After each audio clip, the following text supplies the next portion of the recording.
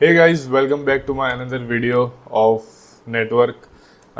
जो हमारा प्लेलिस्ट चल रहा था तो उसमें हम अब नेक्स्ट स्टेप क्या करने वाले थे, प्रैक्टिकल परफॉर्म करने वाले थे। डायरेक्ट मैं आपको एक मशीन सॉल्व कराने वाला हूँ। वनहब से एक वर्नेबल मशीन डाउनलोड कराऊंगा, ठीक है। उसको मैं इंपोर्ट कराऊंगा और उसको चालू करेंगे और फिर हम उससे सॉल्व करेंगे। तो अभी तक आपने नेटवर्क में जितना भी पढ़ा है, जितना भी देखा है, IP address, MAC address, ports, protocols and all the things, तो वो सब आप इन रियल लाइफ प्रैक्टिकल में अभी देखोगे इसमें कि ये सब एक्चुअली रियल वर्ल्ड में कैसे काम करता है, इसे हम एक्सप्लॉइट कैसे करते हैं, क्या फ़ायदा है, क्या नुकसान है, वो सारी चीज़ें, ठीक है। तो बिना टाइम वेस्ट किए अभी हम आ जाते हैं सीधा हमारी मशीन पे। तो मैं अभी आपको ले चलता हूँ मेरे विंडोज़ मशीन पे, और just a second, I hope you guys can see my screen. तो मतलब टाइप किया, उसकी सबसे पहले जो वेबसाइट आती है आपको उस पर जाना है। यस, साइबरस्प्लॉइट 1 नाम है इसका, ठीक है। ये वाला आपको इसमें ओपन क्लिक करना है इस पर। एंड ये जो डाउनलोड मिरर वाला जो है .oba फाइल, वो आपको डाउनलोड करनी है। मेरी ऑलरेडी डाउनलोडेड है। तो आपको क्या करना है, आपको अपना वर्चुअल बॉक्स ओपन करना है, ठीक है। इसमें कुछ नया नहीं करना है। आपकी ये फाइल जहाँ पे भी डाउनलोडेड होगी आपको वहाँ पे चला जाना है। मेरा ये डाउनलोड्स में है, मेरी OVA फाइल। तो मैं क्या करूँगा, इसे जस्ट ड्रैग एंड ड्रॉप करूँगा। जैसे कि ये क्यूआ करके मेरी ये वर्नेबल मशीन की फ़ाइल है, उसे मैंने यहाँ पे ऐड पे क्लिक किया। जैसे ही वो यहाँ पे हो, जब मैं फिनिश कर दूंगा, एंड यस, आप यहाँ पे देख सकते हो कि मेरी मशीन इंपोर्ट हो रही है। अभी मुझे इस मशीन की ज़रूरत नहीं है तो मैं इसे इंपोर्ट नहीं करवा रहा, ठीक है। तो मेरी ये साइबरस्प्लॉइट मैंने ऑलरेडी इंपोर्ट करके रखी थी, उसे मैंने रन चालू करवा दिया है। सिंपल सा आप राइट क्लिक करोगे या तो इधर जाओगे तो स्टार्ट का ऑप्शन आ जाएगा। सेम गोज़ फॉर काली। तो अभी मैं आपको दिखाता हूँ कि ये मशीन एक बार चालू हो जाने के बाद दिखता कैसा है। साइबरस्प्लॉइट रन होगा तो कुछ आपको ऐसा इंटरफेस आएगा, ठीक है। अब ये एक वर्नेबल मशीन है जिसमें आपको क्या दिख रहा है, साइबरस्प्लॉइट है और यहाँ पे पासवर्ड एंटर करना है। बट हमारे पास कोई हमें इसका कुछ काम नहीं है। इसके पीछे ये जो जहाँ पे होस्ट है, इसका जो नेटवर्क जो वर्किंग है, हमें उसका काम है, बैकएंड का काम है। तो कैसे काम करेंगे वो भी देखते हैं। और यहाँ पे नीचे एक इट्स SKV कुछ लिखा है। 2 यूज़र है, एक साइबरस्प्लॉइट और एक इट्स SKV करके 2 यूज़र है, एंड एक गेस्ट सेशन है, ठीक है। तो ये टोटल 2 यूज़र है। वो यूज़र आपको अभी आगे देखने मिलेंगे कि ये 2 यूज़र कैसे आपको देखने को मिल रहा है। मैं आपको अभी बताऊंगा कि ये 2 यूज़र कहाँ से देखने को मिल रहे हैं। हमें इस इंटरफेस का कुछ काम नहीं है, इसे हम कर देंगे मिनिमाइज। अभी हम चलेंगे काली लिनक्स पे, ठीक है। काली लिनक्स पे सबसे पहले जाते ही अब हम क्या करेंगे, हमारा काली लिनक्स का IP एड्रेस ढूंढेंगे। कैसे ढूंढेंगे, IF config, oh my bad, IF config, okay. तो IF config करेंगे। अब इसमें टोटल 2 मेरे नेटवर्क्स है, मैं आपको दिखा दूँ, ओके। तो मैं ये वर्चुअल बॉक्स में आ गया और मैं आपको यहाँ पे सेटिंग्स पे जाऊँगा एंड इसके नेटवर्क में जाएंगे तो आपको यहाँ पे दिखेगा कि 2 एडेप्टर मेरे वर्किंग है। एक तो ब्रिज एडेप्टर जिसकी वजह से मैं इंटरनेट को एक्सेस कर पाऊंगा काली लिनक्स में, और दूसरा है मेरा होस्ट ओनली एडेप्टर, ठीक है। होस्ट ओनली एडेप्टर है जिसमें, ठीक है, टोटल 2 4 3 टोटल मैं सेकंड वाले पे कनेक्टेड हूँ। मैंने ओके कर दिया एंड यहाँ पे भी मैं जाऊँगा, सेटिंग्स में जाऊँगा, आपके इसके नेटवर्क में दिखाऊंगा साइबरस्प्लॉइट के। इसमें मुझे इंटरनेट की ज़रूरत नहीं है तो मैंने इसको कोई भी इंटरनेट का एक्सेस नहीं दिया है। इसमें सिर्फ और सिर्फ मैंने एक ही एडेप्टर ऑन रखा है और उसमें भी मैंने होस्ट ओनली एडेप्टर जो है नंबर 2, ये सेम एडेप्टर से मेरा काली भी कनेक्टेड है और मेरा वर्नेबल मशीन साइबरस्प्लॉइट भी कनेक्टेड है, ठीक है। अब दोनों एक सिंगल नेटवर्क में कनेक्टेड है तो मतलब IP हम फाइंड कर पाएंगे सेम नेटवर्क में। अब वो कैसे करेंगे मैं आपको बताता हूँ। अब IP फाइंड करने में इतना कुछ वो लगाने की जरूरत नहीं है, बट अगर आपके पास ज़्यादा मल्टीपल नंबर ऑफ मशीन है तो अब आप क्या करोगे। ये मेरा काली का IP है 192.168.24.8 वाला। ये मेरा ये वाला जो है होस्ट ओनली एडेप्टर वाला IP है मेरा, और ये वाला ब्रिज नेटवर्क वाला IP है जो मेरा इंटरनेट से कनेक्टेड है, ये वाला जो है वो, ठीक है। अब मैं आपको क्या करूँगा, अब मुझे तो पता है कि साइबरस्प्लॉइट का IP क्या होगा, क्योंकि इस नेटवर्क में सिर्फ 2 ही मशीन कनेक्टेड है, एक मेरा काली है और एक साइबरस्प्लॉइट है। तो ये IP में और कुछ होगा नहीं, मतलब ये साइबरस्प्लॉइट का IP होगा 192.168.24.9। एक आईपी बढ़ जाएगा, क्योंकि एक मशीन ऐड हो गई तो उसमें आईपी भी उस तरीके से बढ़ जाएगा। बट आपको क्या करना है, आपको क्या करना है, आपको जब भी कोई आईपी सर्च करना हो आपको अपना नेटवर्क स्कैन करना पड़ेगा।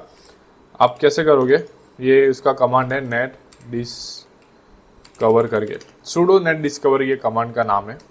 तो आप एंटर मारोगे, आपको यहाँ पे पासवर्ड की रिक्वायरमेंट रहेगी, तो आप यहाँ पे अपना पासवर्ड डालोगे।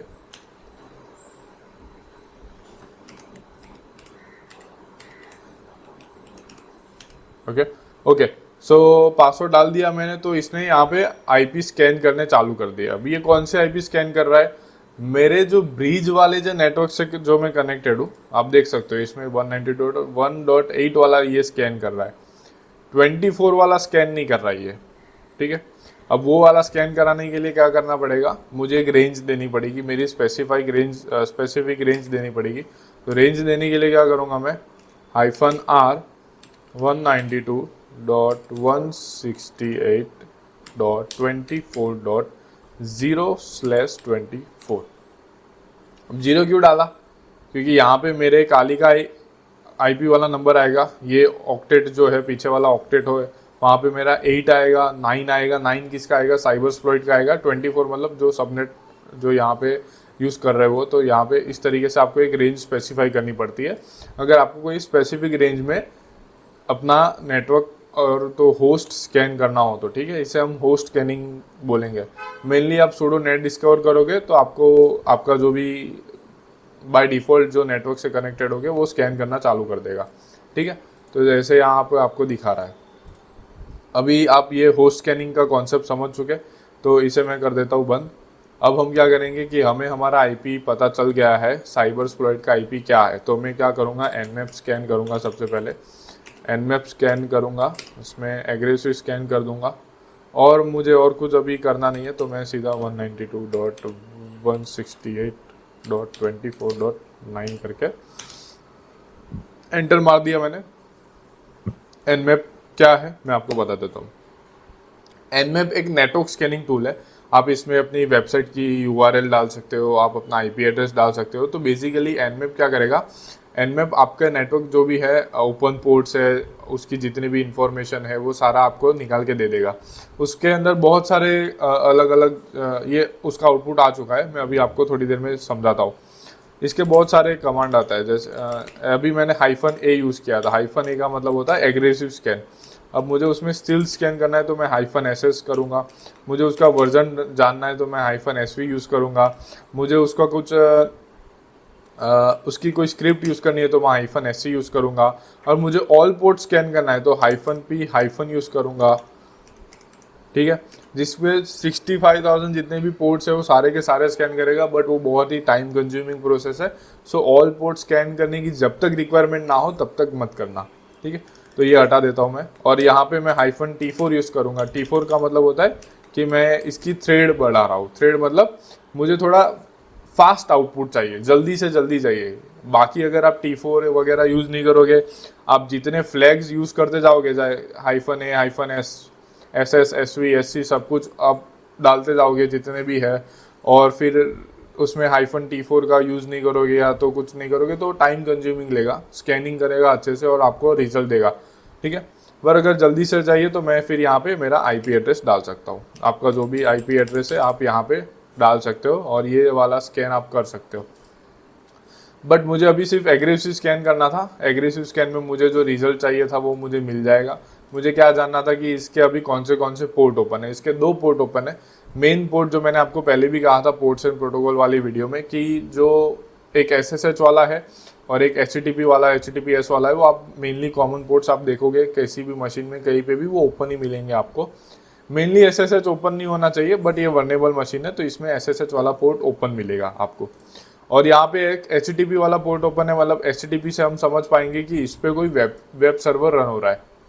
As you can see Apache का यहाँ पे सर्वर रन हो रहा है, और यहाँ पे आप HTTP का टाइटल भी देख सकते हो कि हेलो पेनटेस्टर लिखा है। मतलब अभी हम सीधा क्या करेंगे, ब्राउज़र ओपन करेंगे और हमारी जो IP है वो सीधा ब्राउज़र में डालेंगे और देखेंगे कि क्या है। तो मैं डालूँगा 192 मेरा जो भी IP था 168.24n9। ओके, तो मैंने एंटर मार दिया। ठीक है, तो अब आ गया HTTP टाइटल, देख सकते हो आप, ये हेलो पेन टेस्टर यहाँ पे भी लिखा हुआ रहा था, सेम यहाँ पे भी लिखा हुआ रहा है। ठीक है, तो मतलब यहाँ पे एक वेब पेज है जो रन हो रहा है, जो हमें बस ट्रोल कर रहा है, ट्रोलिंग कर रहा है और कुछ नहीं कर रहा है। वेलकम टू साइबरस्प्लॉइट CTF एंड वगैरह, पेन टेस्टर, वेब डेवलपर, ये कुछ वर्किंग नहीं है, लॉल, हाँ हाँ, ये जस्ट ट्रोल। अब क्या करूँगा मैं, इसको इंस्पेक्ट करूँगा। अब जब भी आप कुछ ऐसी CTF सॉल्व कर रहे हो या तो मशीन सॉल्व कर रहे हो, तो पहला स्टेप है कि आपको इसकी जितनी जितनी ज़्यादा से ज़्यादा इंफॉर्मेशन गैदर कर सकते हो, आपको वो करनी चाहिए। तो पहले तो मैं इसका देखूंगा कि इसके कोई सोर्स कोड में कहीं पे मुझे कुछ मिल रहा है कि नहीं मिल रहा। तो मैं व्यू पेज सोर्स कोड में जाऊंगा, इसका पेज वेब जो HTML का कोड है वही है, बट इसमें एक चीज़ मुझे यहाँ पे दिख रही है, कमेंट में मुझे यहाँ पे एक चीज़ दिख रही है, वो है, जस्ट अ सेकेंड,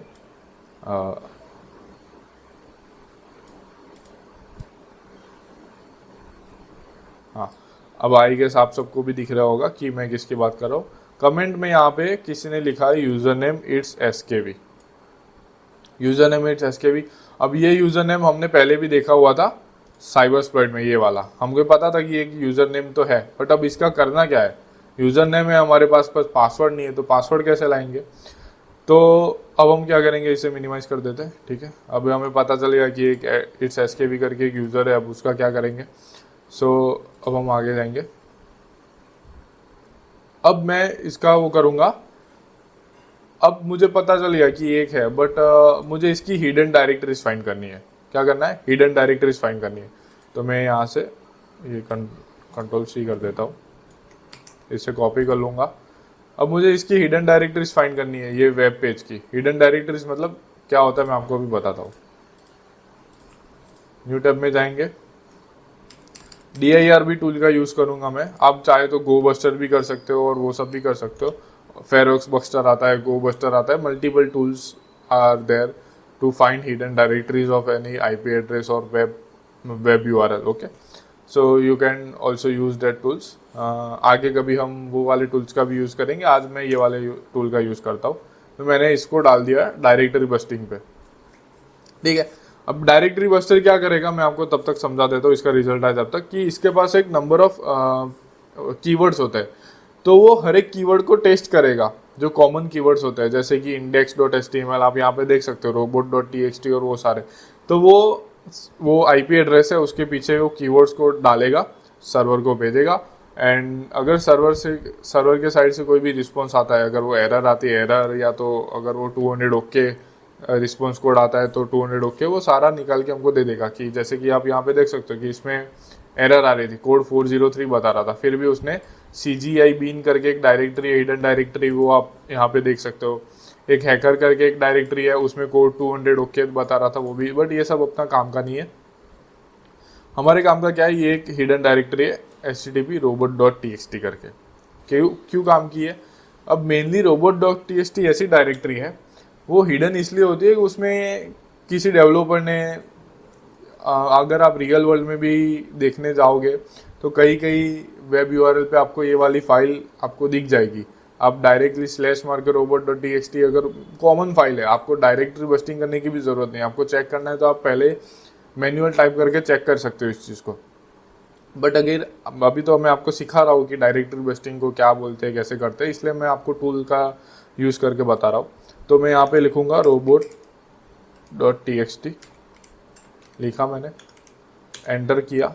अब इस वाली फाइल में क्या होता है, किसी डेवलपर ने कुछ ना कुछ हिडन फाइल्स रखी होती है, या तो कुछ ऐसी फाइल रखी होती है जो काम की नहीं होती, बट क्या पता समहाउ कभी कभी वो मिसप्लेस हो जाए, अरे सॉरी, वो किसी को पता ना हो और उसने कोई ऐसी फाइल रख दी हो जो अटैकर के काम आ जाए। अब जैसे कि यहाँ पे कुछ लिखा है, हमें पता नहीं चल रहा क्या लिखा है, ठीक है, कुछ तो है। अभी हम क्या करेंगे, इसको कॉपी करेंगे और जाएंगे base64 डिकोडर। ठीक है, वो क्या है मैं आपको बताता हूँ। अब मुझे कैसे पता चला कि ये base64 है, तो base64 का एक मेन वो होता है कि जैसे ही अगर आप ऐसा कुछ डिकोड वाला देखते हो, हैश ऐसा कुछ देखते हो, तो मल्टीपल टाइम्स जब आप ऐसी मशीन सॉल्व करोगे, ऐसे CTF सॉल्व करोगे, तो आपको एक बार 2 बार 3 बार देखते जाओगे तो आपको देखते ही पता चल जाएगा कि base64 एनकोडेड है, तो आपको इसको डिकोड करना पड़ेगा। ठीक है, एक एनकोड एंड डिकोडिंग टेक्निक है जो बहुत ही अभी के ज़माने में बिल्कुल ही ऐसे यूज़ नहीं होती है, बट हालांकि ये CTF है और वर्नेबल मशीन है, तो इसलिए इन्होंने यहाँ पे base64 यूज़ किया है। ठीक है, अब यहाँ पे मैंने डाल दिया। एक ऑनलाइन टूल आपको मिल जाएगा, आपको कुछ करने की ज़रूरत नहीं है। आप सिंपल ब्राउज़र पे जाओ, base64 डिकोड लिखोगे, आपको पहली URL पे आके क्लिक करना है और अपना यहाँ पे जो भी मिला है वो डाल देना है। सिंपल आपको डिकोड पे क्लिक करना है। अब डिकोड पे आप लोग देख सकते हो कि आपको क्या देखने को मिल रहा है, good work, flag 1 cyber exploit, ऐसा कुछ आपको देखने को मिल रहा है। ठीक है, आपको अपना फ्लैग 1 मिल गया। आपको इसमें टोटल 3 फ्लैग फाइंड करने हैं, फ्लैग 1, फ्लैग 2 एंड फ्लैग 3 मतलब आपको मेन जो रूट का एक्सेस मिलने के बाद आपको जो फ्लैग मिलेगा वो आपका लास्ट फ्लैग होगा। सो अब समझ में आ गया कि SSH अभी हम आगे देखेंगे, बट ओपन पोर्ट्स कैसे काम करता है, क्यों वर्नेबल होते हैं, ये HTTP वाला तो नहीं होना चाहिए। ओपन पोर्ट्स ऐसे अगर आपकी IP या तो आपकी वेबसाइट स्कैन होती है तो जितनी कम से कम इंफॉर्मेशन आपकी अवेलेबल होगी अटैकर के पास, उतना आपको ही फ़ायदा आएगा। तो ट्राई कीजिएगा कि बेसिक चीज़ें जो सिक्योरिटी फ्लॉज है उनका ध्यान रखें जब भी आप कुछ डेवलप कर रहे हो, कुछ बना रहे हो तो। और मेनली जो इन्फॉर्मेशन है, या तो किसी का वर्जन है, सर्वर वर्जन है, अपडेटेड होना चाहिए, डिस्क्लोज नहीं होना चाहिए, वो सारी चीज़ें आप ऐसे अवेलेबल नहीं हो जानी चाहिए नॉर्मल यूज़र के लिए भी। ठीक है, तो अब हम नेक्स्ट स्टेप क्या करेंगे कि हमें मिल चुका है, क्या मिल चुका है, ये वाला हमको हमारा एक फ्लैग मिल गया है। अब हम क्या करेंगे, अब हमने पोर्ट नंबर 80 देख लिया, ओके 80 देख लिया। अब हम क्या करेंगे, अब हम दूसरा कौन सा पोर्ट बचा, SSH। तो अब SSH का क्या करेंगे, न्यू टैब पे जाएंगे, SSH लिखेंगे, इट्स SKV नाम था यूज़र नेम। ये बाय डिफ़ॉल्ट इसका एक SSH में अगर आपको लॉगिन करना है तो आप कैसे लॉगिन कर पाओगे, तो आपको SSH लिखना है, आपके पास यूज़र नेम होना चाहिए, तो आपको यूज़र नेम लिखना है, @ लिखना है और IP एड्रेस लिखना है।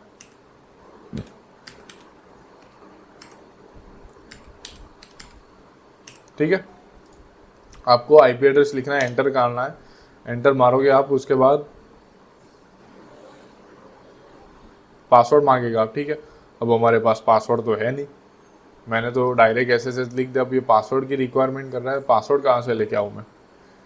तो अभी हमें क्या मिला था, फ्लैग 1 मिला था। तो अब हम ट्राई कर सकते हैं, लाइक अगर ये तुक्का है, लग जाता है तो लग जाता है, नहीं तो फिर हमें कुछ और करना पड़ेगा। ठीक है, तो हम क्या ट्राई करेंगे, जैसे कि ये हमें मिला है तो हम पूरा का पूरा इसे कॉपी कर लेंगे, पूरा कॉपी कर लेंगे। पहले ट्राई में कॉपी करेंगे फ्लैग 1 को, यहाँ डालेंगे, पेस्ट करेंगे, एंटर मारेंगे, शायद यही पासवर्ड हो। ये वाला पासवर्ड नहीं है, चलो कुछ और ट्राई करते हैं। अब इस बार हम फ्लैग 1 को निकाल देते हैं और साइबर एक्सप्लॉइट वाला इतना है वो कॉपी कर लेते हैं। ठीक है, फ्लैग 1 को रहने दिया, इतना है वो उसको कॉपी किया, एंटर मारेंगे, सरप्राइज लॉगिन हो चुका है। ये जो हमें फ्लैग 1 मिला था वही हमारा पासवर्ड था। कभी कभी हमें ऐसे, आपको आइडिया नहीं आएगा कि ऐसा कुछ पासवर्ड भी हो सकता है ऐसा करके, बट ट्राई करना चाहिए हमें। अब ये बहुत ही सिंपल मशीन है, इसलिए आपको इस तरीके से इसका पासवर्ड मिल गया। बट अगर आप आगे जाके कुछ और मीडियम लेवल की और हार्ड लेवल की मशीन सॉल्व करोगे, उसमें मल्टीपल रैबिट होल होंगे। इसमें कोई रैबिट होल नहीं है, उसमें इतने सारे रैबिट होल होंगे कि आप जब सॉल्व करोगे आपको लगेगा कि हाँ यही पासवर्ड है, हाँ यही डेटा है, एक्चुअली वो होगा ही नहीं, आप उसमें फंस गए होंगे। तो आपको ध्यान रखना है, ये अभी हम इजी लेवल की सॉल्व कर रहे हैं तो आपको थोड़ा आइडिया है, हम पहले से हार्ड वाला सॉल्व नहीं करेंगे। ओके, सो अब हम SSH में लॉगिन हो चुके हैं। SSH मतलब हम इसके शेल में पहुंच चुके हैं। ये वाली जो मशीन है साइबर एक्सप्लॉइट वाली, ये इसका इंटरफेस है, ग्राफिक यूज़र इंटरफेस है ये वाला। ठीक है, उसके बिना हम इसके अंदर घुस चुके हैं, इसके शेल में पहुंच चुके हैं। अगर मुझे इसकी फाइल देखनी हो तो मैं ls करके देखूंगा तो मुझे लिस्ट ls करके बता देगा। ठीक है, अब मैं cd करूँगा, cd .. एंटर मारूंगा, एलएस करूंगा, सॉरी, हाँ ठीक है। तो इसकी और भी सारी फाइल्स इसने मुझे यहाँ पे निकाल के दे दी, बता के दे दी कि मुझे क्या करना है अब, ठीक है। अब जैसे ही मैंने एक बार, मैं क्लियर कर देता हूँ, ठीक है, क्लियर किया तो एलएस किया। अब मुझे जाना है अब मुझे किस में जाना है, यस मुझे किस में जाना है, अब ये सारी क्या है, ये सारी डायरेक्टरीज है।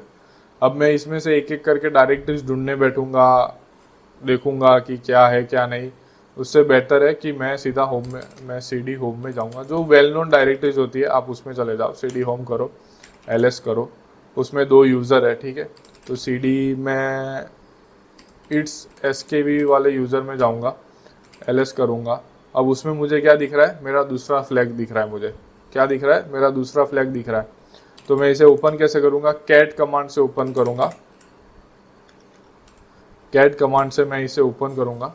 ऐसे ही आपको डायरेक्टरी ढूंढनी, मतलब आपको सर्च करना पड़ेगा। अगर आप किसी के सिस्टम में घुस गए हो तो आपको ऐसे, जैसे मुझे पता है कि मुझे कौन सा फ्लैग कहाँ पे मिलेगा, बट मैं आपको बताना चाह रहा हूँ कि आपको एलएस कमांड से क्या करना है। एलएस कमांड क्या करेगा, लिस्ट आउट कर देगा जितनी भी डायरेक्टरीज होगी, आपको एक एक डायरेक्टरी चेक करनी है। बट सबसे पहले ऐसी डायरेक्टरी चेक करनी है जो आपको नोन डायरेक्टरीज हो, जैसे कि होम डायरेक्टरी आपके लिए नोन होगी। तो जैसे ही होम में गया तो मुझे उसमें 2 और डायरेक्टरी मिली, 2 यूजर नेम थे जो हमने देखे थे, साइबरस्प्लॉइट एंड इट्स एसकेवी, जो मैंने आपको स्टार्टिंग में कहा था कि आपको यहाँ पे 2 यूजर नेम दिख रहे हैं, साइबरस्प्लॉइट एंड इट्स एसकेवी। तो आपको कहाँ दिखेंगे, कैसे दिखेंगे, तो आपको यहाँ पे 2 यूजर नेम दिख रहे हैं, ठीक है। अभी तक हमने इट्स एसकेवी देखा, साइबरस्प्लॉइट कभी देखा नहीं था, अभी यहाँ पे साइबरस्प्लॉइट भी देख रहा है, ठीक है। तो 2 यूजर नेम इनके सिस्टम में है। अब एक यूजर नेम की डायरेक्टरी में हमें क्या मिल रहा है, flag.txt, flag2.txt। अब हमारा दूसरा फ्लैग हमें मिल रहा है, यहाँ एंटर मारूंगा। अब ये तो कुछ समझ में नहीं आ रहा मेरे, क्या है ये, तो कंप्यूटर समझेगा, ये मेरी लैंग्वेज थोड़ी है समझने की। तो आप क्या करेंगे, आप इसे कॉपी करेंगे, ऑनलाइन टूल ढूंढेंगे, बाइनरी टू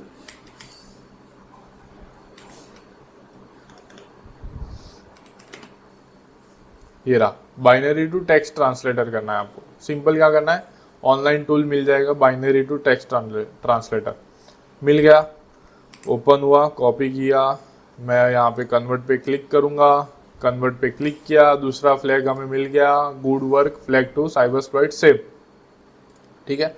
सेम है अंदर का कंटेंट। अब ये कोई पासवर्ड नहीं है, ठीक है, मैं पहले से बता दूं कि ये किसी और का पासवर्ड नहीं है। अब हमें क्या करना है, अब हम इसके सिस्टम में तो घुस चुके हैं, बट अब हम क्या करेंगे, what we can do, so we can do that कि अब हमें ये जो काली लिनक्स है, इसका जो कर्नल है, उसके बारे में थोड़ी बहुत इन्फॉर्मेशन चाहिए, उसके बारे में थोड़ी बहुत मुझे इन्फॉर्मेशन चाहिए। यू नेम हाइफन ए करूँगा मैं, अरे यार सॉरी माय बैड, थोड़ा जल्दी जल्दी में टाइपिंग मिस्टेक हो जाती है। तो अब ये वाला कमांड मैं डालूंगा, यू नेम हाइफन ए, ठीक है। अब इस कमांड, ये कमांड क्या करता है बेसिकली, ये कमांड आपको, आप जिस कर्नल पे ये रन हो रहा है, ये सारा कुछ भी रन हो रहा है जिस भी कर्नल पे, उस कर्नल का थोड़ा बहुत इंफॉर्मेशन निकाल के देगा। जैसे कि उस कर्नल के बारे में आपको ऐसी, जैसे कि इसका वर्जन निकाल के देगा कि ये जो वर्जन है इसका कौन सा है, 3.13.0-32 जेनेरिक ये वाला, ठीक है। अब आपको तो ये देख के क्या नॉर्मल कोई लगेगा कि हाँ भाई होगा कुछ उस तरीके से, बट क्या पता ये ओल्डर वर्जन हो, ओल्डर वर्जन होगा तो इसके अंदर कुछ हम एक्सप्लॉइट करेंगे, लाइक इसकी कुछ पेलोड अगर मार्केट में ऑनलाइन कहीं से अवेलेबल हो, कुछ एक्सप्लॉइट करने की चीज़ें तो ढूंढनी पड़ेगी। तो हमने ये कॉपी कर लिया, ढूंढने के लिए कहाँ जाना है, सेम इस पे जाना है, आप सीधा कॉपी पेस्ट करो यहाँ पे एंड एंटर करोगे तो भी आपको पता चल जाएगा। जैसे ही आपने एंटर किया, ये जो कर्नल का वर्जन था आपने एंटर किया, आपको सबसे पहली जो साइट दिख रही है एक्सप्लॉइट डीबी करके, उस पर क्लिक करना है आपको। एक्सप्लॉइट डीबी क्या है, एक डेटाबेस है एक्सप्लॉइट का, जितने भी ओएस के अगर कोई ओल्डर वर्जन होंगे या तो कोई वर्डप्रेस होगा या तो मार्केट में जितने भी टेक्नोलॉजीज है, टूल्स है, इस सब के रिलेटेड वो जिनके ओल्डर वर्जन है और जो ऑलरेडी हैक्ड हो चुके हैं, या तो जो ऑलरेडी एक्सप्लॉइट हो चुके हैं, ठीक है, जो ऑलरेडी एक्सप्लॉइट हो चुके हैं, तो उनका सारा का सारा आपको डेटाबेस यहाँ पे मिलेगा। ये पूरा का पूरा एक कोड है, सी लैंग्वेज में ये कोड है, ठीक है। इस कोड की मदद से ये वाला कोड जैसे ही हम हमारे सिस्टम में रन करेंगे, हमें उसका रूट एक्सेस मिल जाएगा, आपको कुछ करने की ज़रूरत नहीं है। जिस किसी ने भी पहले ये वाले जो कर्नल वर्जन है लिनक्स का, जो कर्नल वर्जन है, तब उसने मेहनत करके ये पूरा बनाया होगा कोड और उसको एक्सप्लॉइट किया होगा। अभी हम क्या कर रहे हैं, हम अभी कोड नहीं बना रहे, हम उसी का बनाया हुआ कोड यूज़ करेंगे, उसी का बनाया हुआ कोड यूज़ करेंगे और उस कोड को हमारे वर्नेबल मशीन में रन करेंगे। अब कैसे रन करेंगे मैं आपको बता देता हूँ। आपको सिंपली ये वाले डाउनलोड बटन पे क्लिक करना है। आप जैसे ही डाउनलोड बटन पे क्लिक करोगे आपका फाइल डाउनलोड हो जाएगा। मेरा ऑलरेडी डाउनलोडेड है इसलिए मैं डाउनलोड नहीं कर रहा हूँ। आपको ये वाले फाइल पे बस ये वाले बटन पे क्लिक करना है और कुछ नहीं करना है, डाउनलोड हो जाएगा। डाउनलोड हो जाने के बाद आपको क्या करना है, आपको ये वाला शेल है, ठीक है, मैं इसको एक बार ऑलरेडी क्लियर कर देता हूँ ताकि ये क्लियर हो जाए। और अब हम क्या करने वाले हैं, प्रिविलेज एस्केलेशन करने वाला है। प्रिविलेज एस्केलेशन मतलब हमारा जो अभी यूज़र है इट्स एसकेवी करके, ठीक है, वो रूट यूज़र नहीं है। मैं जैसे कि लिखूंगा हु एम आई, ठीक है, तो हु एम आई पे मैं लिखूंगा तो मुझे क्या बता रहा है, इट्स एसकेवी करके नॉर्मल यूज़र है। अभी हम रूट यूज़र नहीं है, हमारे पास मेन रूट यूज़र के कोई भी प्रिविलेजेस नहीं है। बट हमें क्या करना है, हमें इस यूज़र से रूट यूज़र में जाना है, हमें प्रिविलेज एस्केलेशन करना है, हमें एडमिन तक जाना है। कैसे जाएंगे, ठीक है, अब उसके लिए भी पासवर्ड रिक्वायर, अगर हमारे पास यूज़र नेम पासवर्ड है तो हम तुरंत लॉगिन करके चले जाएंगे। बट हमें पासवर्ड नहीं है, हमें एक्सप्लॉइट करना है। कैसे एक्सप्लॉइट करेंगे अब हम आगे देखते हैं। तो जैसे कि मेरी फाइल डाउनलोड है, मैं न्यू टैब में आ जाऊंगा, मैं CD डाउनलोड्स में चला जाऊंगा, ठीक है। अब यहाँ पे मैं LS करूँगा, ये सारी मेरी फाइल्स है जो मैंने डाउनलोड करके रखी है। और ये वाला जो पेलोड है जो हमने यहाँ पे देखा था, ये वाला, इसका जो नाम है आप यहाँ पे देख सकते हो, ये जो दिख रहा है आपको नाम 37292, ये वाला नाम 37292, ये वही सेम पेलोड है जो मैंने ऑलरेडी डाउनलोड करके रखा हुआ है 37292.c, ठीक है। अब मैं क्या करूँगा, इसे भी क्लियर कर देता हूँ ताकि आपको थोड़ा ईजी दिखे। तो मैं क्या करूँगा, अब यहाँ पे एक सर्वर रन करूँगा, ठीक है, मैं एक सर्वर रन करूँगा http.server, पोर्ट डाल दूंगा 8080, ठीक है। अब मेरा सर्वर रन हो चुका। अब मैंने स्पेसिफिकली डाउनलोड्स वाली डायरेक्टरी में मेरा सर्वर रन किया है, ठीक है। इस वाले कमांड से आप अपना एक लोकली एक सर्वर रन कर सकते हो। अब बेसिकली ये सर्वर क्या करेगा, इस वाले डाउनलोड वाले डायरेक्टरी में जितनी भी फाइल्स होगी वो अभी लोकली कुछ टाइम के लिए, जब तक मेरा सर्वर चल रहा है तब तक वो सारी फाइल मेरे सर्वर पे अवेलेबल होगी। अब इसका यूज़ क्या कर सकता हूँ मैं, अगर कोई चीज़ सर्वर पे अवेलेबल है, ठीक है, तो हम डाउनलोड करने के लिए क्या करते हैं, अगर हमने जैसे कि अभी exploitdb से वो फाइल डाउनलोड करी .c वाली, तो वो कैसे डाउनलोड हुई, वो उसके सर्वर पे अवेलेबल है, उसके डेटाबेस में अवेलेबल है, तभी वो चीज़ हमें यहाँ पे मिली, हम डाउनलोड कर सके उसे, ठीक है। तो सेम अब मैं अभी मेरे काली लिनक्स में हूँ, मैं अभी वो साइबरस्प्लॉइट वाले मशीन में नहीं हूँ, आप देख सकते हो, मैं अभी मेरे काली लिनक्स में हूँ। काली लिनक्स में मैंने वो फाइल डाउनलोड करके रखी है। अब इसके अंदर मैं वो चीज़ डाउनलोड नहीं कर सकता क्योंकि वो इंटरनेट से कनेक्टेड नहीं है। मुझे फाइल इसमें चाहिए, मुझे इसमें साइबरस्प्लॉइट वाले में वो .c वाला जो है वो मुझे रन करवाना है। तो मैं कैसे रन करवाऊँगा, तो मैंने यहाँ पे सर्वर रन कर दिया, तो मेरी जितनी भी फाइल्स है वो भी सर्वर पे अवेलेबल है। अब मुझे क्या करना है, wget कमांड यूज़ करूँगा मैं, wget कमांड। ये क्या करेगा, HTTP लिखोगे आप, ये आपकी एक सर्वर की URL है। अब मेरा कमांड क्या था, 192.168.24. अब आप बताइए इसमें IP क्या लिखूँगा मैं, मेरे काली का IP लिखूँगा या साइबरस्प्लॉइट का IP लिखूँगा, आप कमेंट डाउन करके नीचे बताना। अभी हम इसमें लिखेंगे काली का IP। काली का IP क्यों लिखेंगे, अब यहाँ पे लिखेंगे, हम पोर्ट मेंशन करेंगे, कौन से पोर्ट पे स्पेसिफिकली मेरा सर्वर रन हो रहा है। ये मैंने एक URL डाल दी, ये मेरी URL है सर्वर की। काली का IP क्यों, क्योंकि मेरे काली वाले सिस्टम में मेरा सर्वर रन हो रहा है, काली वाले सिस्टम पे मेरा सर्वर रन हो रहा है और वहाँ पे मेरी फाइल्स अवेलेबल है। पोर्ट स्पेसिफिकली मेंशन करना पड़ेगा क्योंकि हमने स्पेसिफिक 8080 पोर्ट पे ये सर्वर होस्ट किया है। अब इसको मैं स्लैश करूँगा और मेरी जो फाइल थी, ठीक है, जो मेरी फाइल थी, जो नाम था मेरी फाइल का, जो भी नाम था, क्या नाम था, 37292 वाला 37292 डॉट सी मैं एंटर मारूंगा और वो फाइल डाउनलोड हो चुकी है। वो फाइल डाउनलोड हो चुकी है गाइस, मेरे इस सिस्टम में डाउनलोड हो चुकी है। अब मैं बस कुछ कमांड मुझे टाइप करने हैं और मैं रूट का एक्सेस मुझे मिल जाएगा। तो डाउनलोड हो चुकी है कि नहीं उसका चेक करने के लिए हम ls करेंगे। ls में आप देख सकते हो कि ये वाली फाइल .c करके फाइल ऑलरेडी डाउनलोड हो चुकी है, मेरे सिस्टम में ये वाली फाइल आ चुकी है। अब ये .c फाइल है, ठीक है। तो अब इसे रन कैसे करेंगे? अब .c बेसिकली हम उसके कंपाइलर में रन करता है, ठीक है। कंपाइलर में सी प्रोग्रामिंग के जो भी कोड होते हैं वो रन करता है, ठीक है। अब यहाँ पे हम कैसे रन करेंगे इस चीज़ को? तो उसके लिए कमांड है जीसीसी करके, जीसीसी लिखना है आपको और आपकी फाइल का नाम लिखना है 37292.c करके। आप टैब दबाओगे तो आपका पूरा फाइल आ जाएगा। एंटर करोगे, वो फाइल रन हो चुकी है, आपको दिखेगी नहीं, आपको वो फाइल कंपाइल हो चुका है, रन हो चुका है। तो उसका एक ये अभी मैं आपको ls करके बताऊंगा। ये आपको दिख रहा है a.out करके, a.out करके। ये एक्चुअली ये फाइल मैंने पहले भी रन कराई हुई थी, इसलिए मेरे यहाँ पे a.out करके पहले भी आपको दिख रहा होगा। आपको पहले a.out करके फाइल नहीं दिखेगी। जब आप ये वाला कमांड रन करोगे gcc 37292.c वाला, उसके बाद आपको a.out वाला फाइल दिखेगा। अब आपको क्या करना है, ./a.out ऐसे रन करना है, एंटर करना है।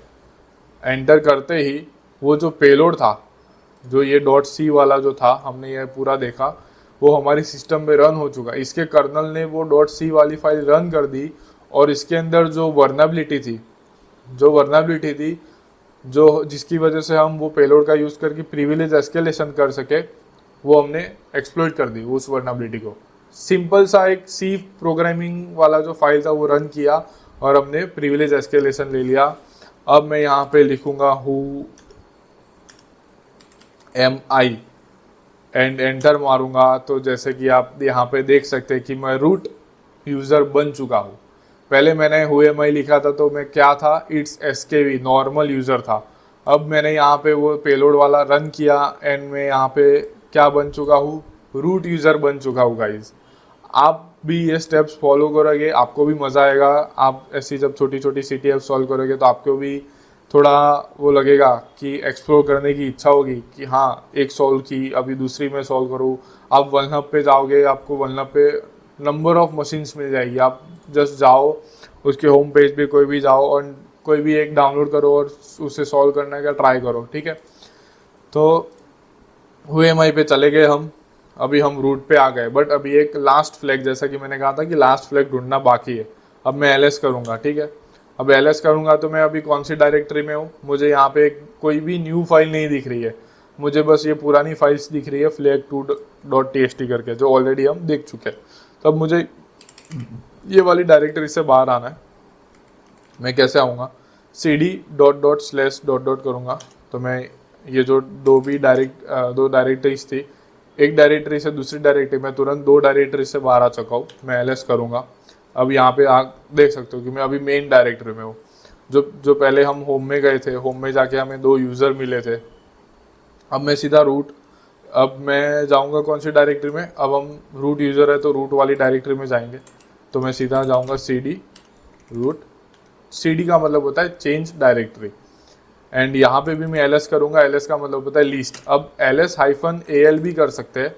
ls-al का क्या मतलब होता है कि वो काली लिनक्स के अंदर भी कुछ हिडन डायरेक्टरीज होगी तो आपको दिखा देगा, ठीक है। काली लिनक्स के अंदर भी कोई हिडन डायरेक्टरीज होगी तो आपको दिखा देगा। नॉर्मल ls लिखोगे तो आपको जो सामने दिख रही होगी, जो शोन डायरेक्टरीज होगी नॉर्मल यूज़र के लिए, वो दिखेगी। अब al में क्या करेगा, नॉर्मल हिडन डायरेक्टरी भी आपको दिखा देगा। अभी कुछ है नहीं इसमें, और उसके साथ साथ ये आपको उसका वो भी दिखा देगा कि इसको कौन सा एक्सेस है, इस यूज़र को इसका रीड एंड राइट का एक्सेस है, किस चीज़ का एक्सेस है, ये भी आपको यहाँ पे वो बता देगा। अभी हम इस चीज़ में इतना डिटेल में जाएंगे नहीं, क्योंकि हमें अभी इस चीज़ का काम नहीं है। तो अभी हमें फाइनल flag.txt करके हमारा गोल दिख रहा है।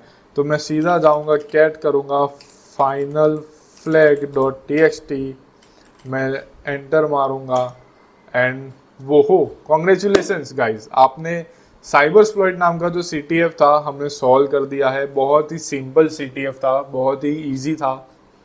मैंने ये वाला मशीन इसलिए चूज किया था कि आपको इजीली अंडरस्टैंडेबल रहे कि आपको ये जो CTF होते हैं जो आज तक आपने कभी सॉल्व किए हो ना किए हो, फिर भी अगर आपने ये वाला स्पेसिफिकली साइबर एक्सप्लॉइट वाला मशीन सॉल्व ना किया हो तो आपको इसमें थोड़ा मज़ा आए, आपको एंगेजिंग लगे। तो आपने देखा कि हमने जितना भी अभी नेटवर्क में आगे के जितने भी वीडियोस कवर किए हैं, लाइक जो भी उसका है वो उसके पोर्ट्स है, प्रोटोकॉल्स है, उसका जो क्या बोलते हैं TCP/IP प्रोटोकॉल था जो अभी हमने सब कुछ देखा, ठीक है। उसके जो लेयर्स देखे, 7 लेयर्स हमने देखे पढ़े, वो सब कुछ आपको थोड़ा बहुत आइडिया होगा कि ये at the back and in the practical world ये सारा चीज़ें काम कैसे करती है। ये सारी चीज़ें ऐसे काम करती है। हमने SSH का मेनली SSH वाला पोर्ट यूज़ किया। अब SSH का आपको क्लियरली आइडिया होगा कि SSH का काम क्या होता है। हमने ये वाले मशीन में लॉगिन ही नहीं किया है, हमने ये ग्राफिक यूज़र इंटरफेस का ज़रूरत ही नहीं पड़ी है। हमने सीधा इसका IP लिया, IP से सारी चीज़ें रेकन करी, ढूंढा, इसका इंफॉर्मेशन लिया, हमें एक्सप्लॉइट इसका वर्जन का पता चला, एक्सप्लॉइट किया उसको एंड सीधा रूट यूज़र बन गए और हमारे पास उस मशीन का पूरा एक्सेस है, ठीक है। तो ऐसे ही नेक्स्ट टॉपिक पे हम अभी जाएंगे। अभी ये मशीन वाला टॉपिक यहाँ पे रहेगा, नेक्स्ट में और भी इसके रिगार्डिंग एक दो और भी हम मशीन सॉल्व करेंगे तो थोड़ा आपको और थोड़ा बेटर अंडरस्टैंडिंग रहे इस चीज़ को लेके। बट अभी अब हमारा थोड़ा एडवांस नेटवर्क में जाएंगे क्योंकि एडवांस नेटवर्क में भी और 2 टॉपिक्स हमें कवर करना है। एक तो पोर्ट फॉरवर्डिंग है एंड सेकंड थिंग इज़ पाइवोटिंग। तो आगे के वीडियोज़ में अभी हम वो कवर करेंगे। सो अगर आपको इस चीज़ में मज़ा आया हो, ये मशीन सॉल्व करने में मज़ा आया हो, तो प्लीज़ अपने फ्रेंड्स के साथ जो भी कॉलेज में पढ़ रहे हो, जिनको साइबर सिक्योरिटी में इंटरेस्ट हो, उसको शेयर कीजिएगा, लाइक कीजिएगा एंड सब्सक्राइब कीजिएगा मेरे चैनल को एवरीडे साइबर को, और जुड़े रहिए मेरे साथ और ऐसे ही साइबर अपडेट्स पाते रहिए। Thank you very much.